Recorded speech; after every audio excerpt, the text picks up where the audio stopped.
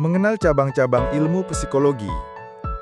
Setelah memahami bahwa psikologi adalah ilmu yang mempelajari pikiran, perasaan, dan perilaku manusia secara ilmiah, kini saatnya kita menyelami lebih dalam ke bagian-bagian yang membentuk dunia psikologi. Ilmu ini sangat luas dan memiliki banyak cabang, masing-masing dengan fokus dan penerapan yang berbeda. Setiap cabang psikologi mempelajari aspek tertentu dari kehidupan manusia, mulai dari bagaimana otak bekerja, bagaimana manusia berkembang dari bayi hingga tua, hingga bagaimana seseorang berinteraksi di lingkungan kerja atau sosial. Berikut adalah penjelasan lengkap tentang berbagai cabang utama dalam ilmu psikologi. Psikologi klinis. Psikologi klinis adalah cabang yang paling dikenal masyarakat. Cabang ini fokus pada penilaian, diagnosis, dan penanganan masalah kejiwaan dan gangguan mental.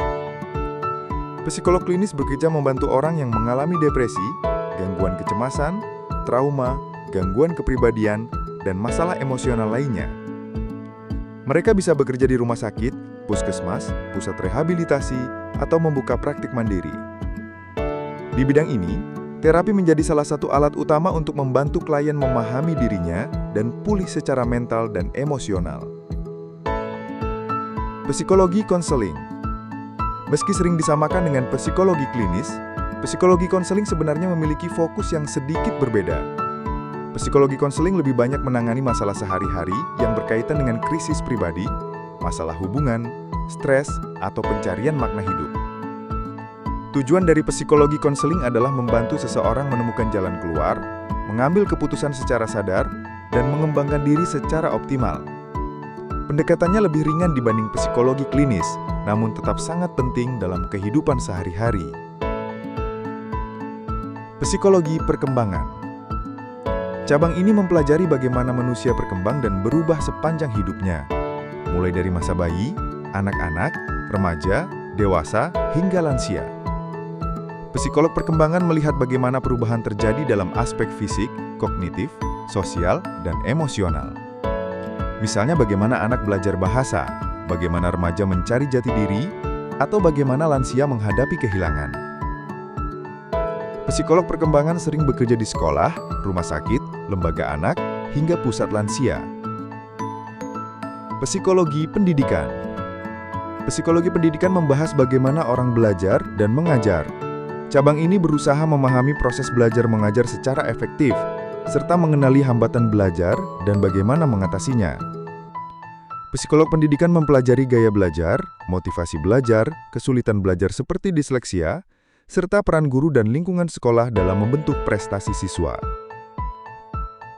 Penerapan psikologi pendidikan sangat penting di dunia sekolah dan institusi pelatihan. Psikologi sosial. Psikologi sosial mempelajari bagaimana manusia dipengaruhi oleh kehadiran orang lain, baik secara langsung maupun tidak langsung. Cabang ini meneliti bagaimana seseorang membentuk sikap, stereotip, prasangka, kepatuhan, pengaruh kelompok, serta dinamika hubungan antar individu. Contohnya, mengapa seseorang bisa ikut-ikutan melakukan hal yang salah karena tekanan kelompok, atau bagaimana media sosial mempengaruhi persepsi diri seseorang. Psikologi sosial menjembatani pemahaman antara individu dan masyarakat. Psikologi industri dan organisasi. Cabang ini fokus pada perilaku manusia di lingkungan kerja dan organisasi. Tujuannya adalah menciptakan kondisi kerja yang produktif, sehat, dan memuaskan. Psikolog industri dan organisasi membantu perusahaan dalam proses rekrutmen, pelatihan karyawan, pengembangan kepemimpinan, serta menangani konflik dalam tim kerja. Bidang ini sangat dibutuhkan oleh perusahaan, lembaga pemerintahan, dan organisasi nirlaba. Psikologi kognitif. Psikologi kognitif mempelajari proses-proses mental internal seperti cara berpikir, mengingat, memecahkan masalah, dan mengambil keputusan.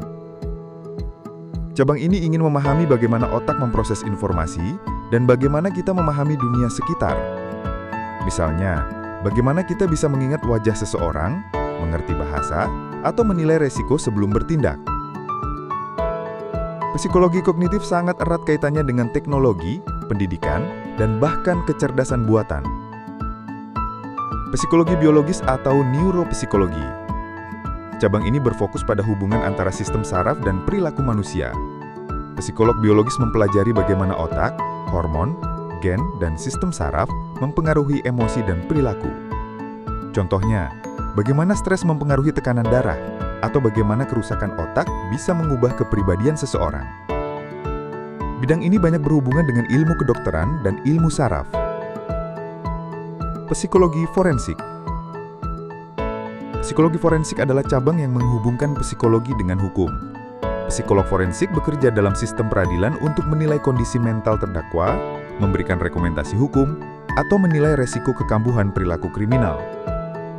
Mereka juga terlibat dalam proses penyelidikan, analisis profil pelaku, dan penilaian kelayakan hukum terhadap saksi atau korban. Psikologi kesehatan. Psikologi kesehatan mempelajari bagaimana faktor psikologis mempengaruhi kesehatan fisik seseorang. Cabang ini fokus pada upaya pencegahan penyakit, manajemen stres, kepatuhan terhadap pengobatan, serta gaya hidup sehat. Contohnya, bagaimana membantu pasien kanker tetap optimis, atau bagaimana mengubah kebiasaan merokok melalui pendekatan psikologis. Kesimpulan, cabang-cabang psikologi yang begitu beragam menunjukkan betapa luas dan dalamnya ilmu ini dalam menjelaskan perilaku manusia. Setiap cabang memiliki peran dan manfaat yang berbeda, tergantung pada kebutuhan dan konteks penerapannya.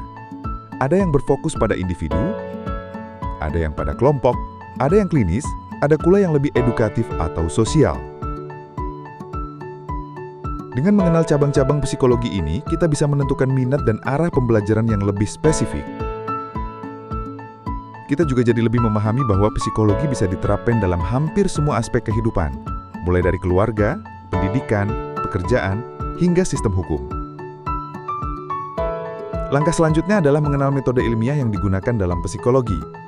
Karena sebagai ilmu, psikologi tidak cukup hanya dipahami secara teori, tetapi juga perlu diuji secara ilmiah. Disitulah kita akan masuk ke langkah 3, memahami metode penelitian psikologi.